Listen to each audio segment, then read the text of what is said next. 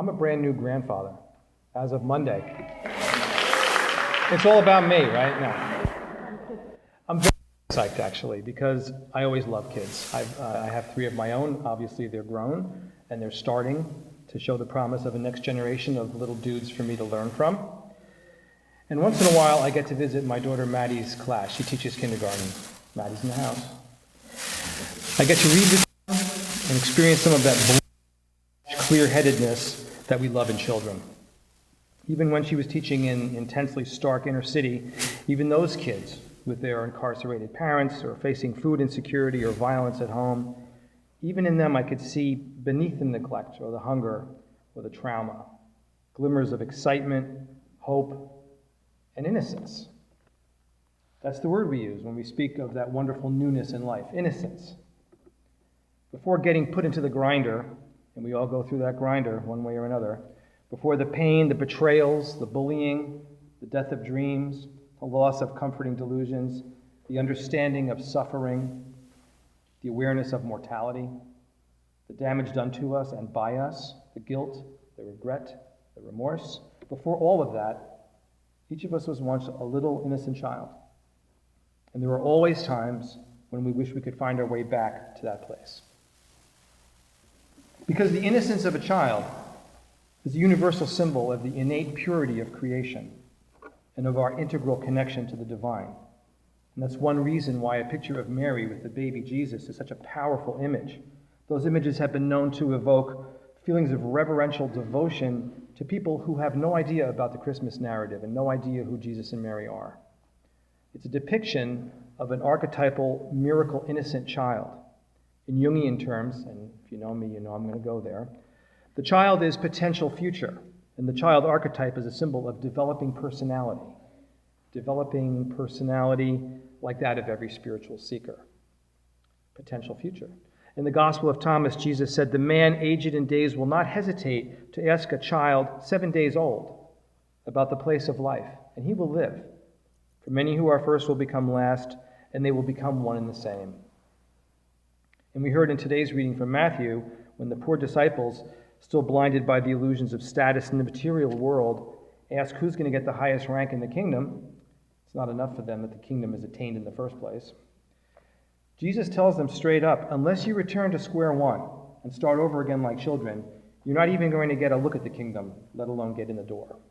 Whoever becomes simple and elemental again like a child will rank high in God's kingdom. What's more, when you receive the childlike on my account, it's the same as receiving me.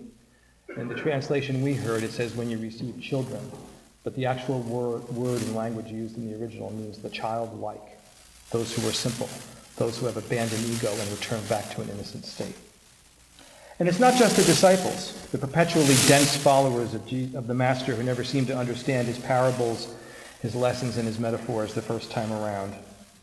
In John's Gospel, we read that Nicodemus, a Pharisee and a member of the Sanhedrin, the ruling elite in Jerusalem, comes to Jesus, tellingly under cover of darkness, like a televangelist, consulting with a gypsy fortune teller.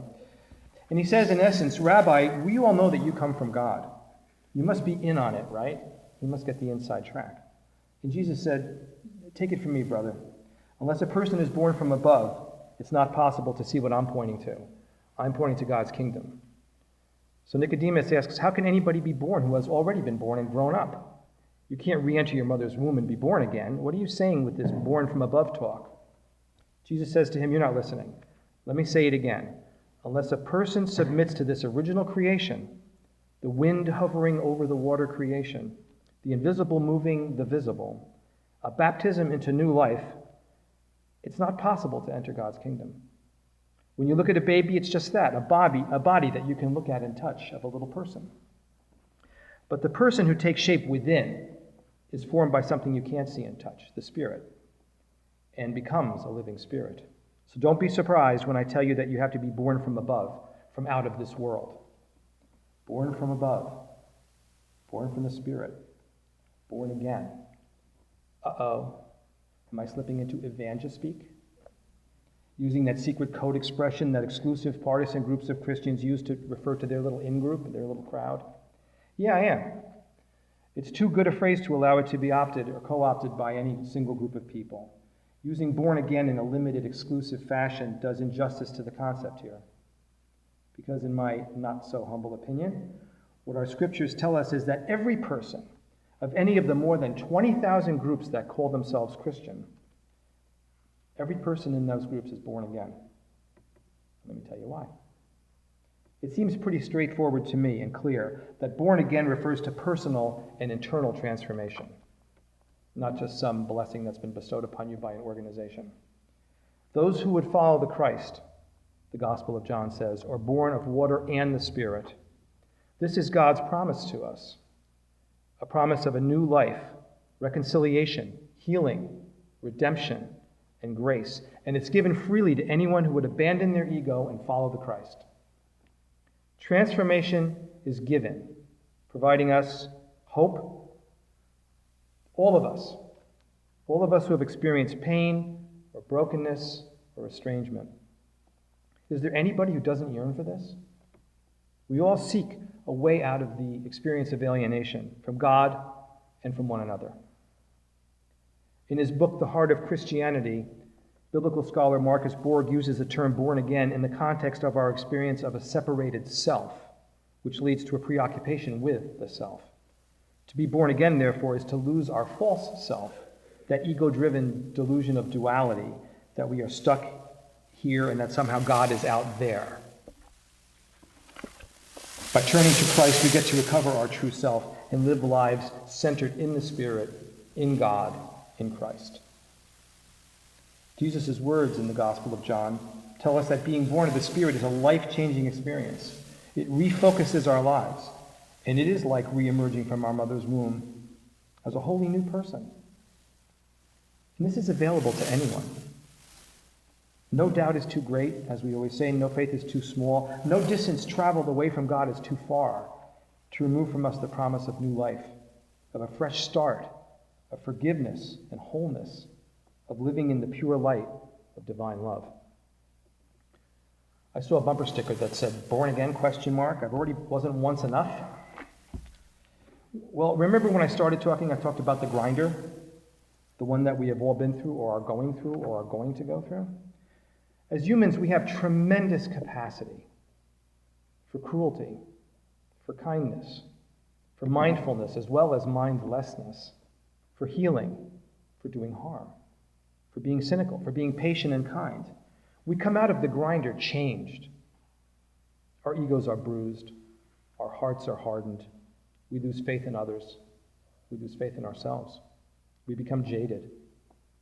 Once we've seen what the world can do and what kind of damage we ourselves can do, we're filled with regret and yearning and sorrow, and we ask, as in the title of that great Richard Thompson song, "How will I ever be simple again?" We have a great teacher in the Buddhist monk Thich Nhat Hanh, who's called Tay by his followers. He's done extensive work with American veterans of the Vietnam War.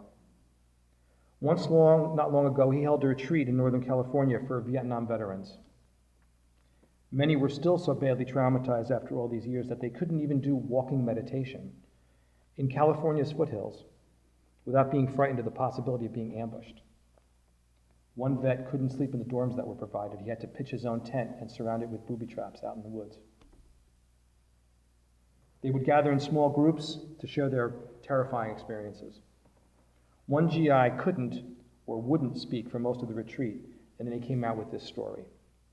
During combat, he found himself enraged after a group of North Vietnamese fighters from a specific village had wiped out most of his company.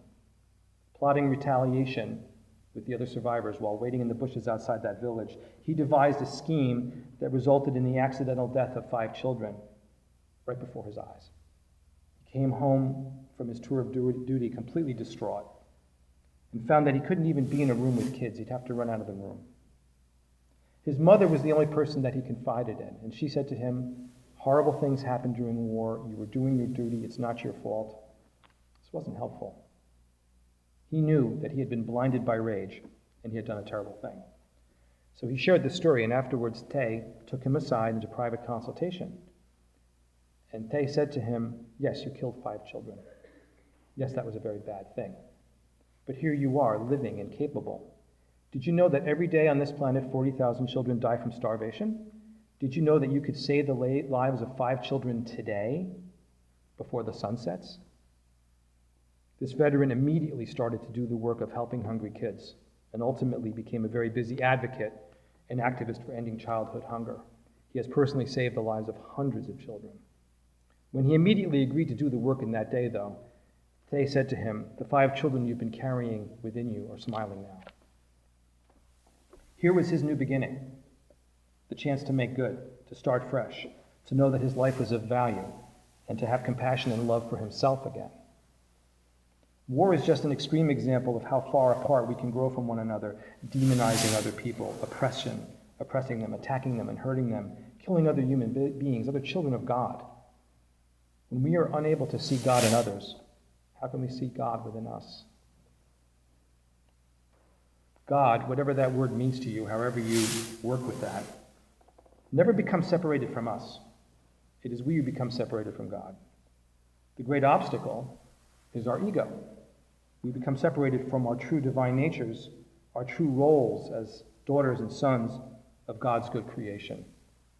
We buy into this dualistic delusion that our ego projects for us. There is me, and then there's everything and everyone else. The concept of I am this way and you are that way, I am this and you are that, is false. It's an illusion. In the Gospel of Thomas, again, there's a verse where Jesus asks his disciples, make a comparison. What am I like? In the Gospel of Mark, there's a case of Jesus saying to his disciples, tell me what you think I am. This is equivalent, but here Jesus is saying, compare me to something. What am I?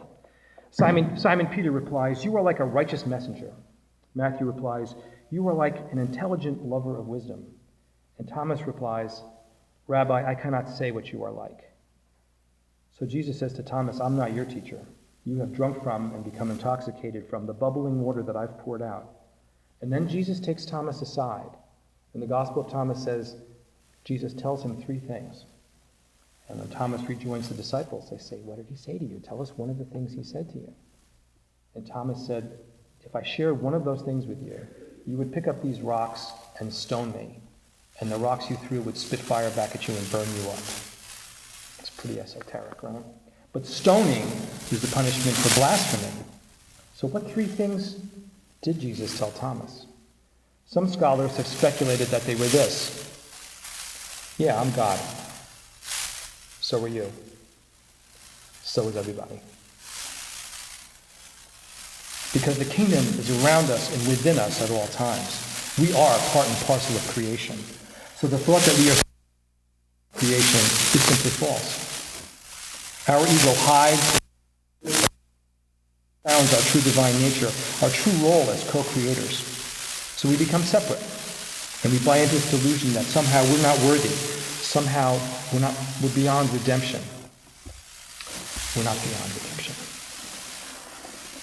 We've just celebrated the coming of the Christ child, the birth of the one who will lead us to rebirth, to our new original selves, to the reclamation of innocence, the regaining of our purity, our innate goodness and simplicity. And yes, there's a tension.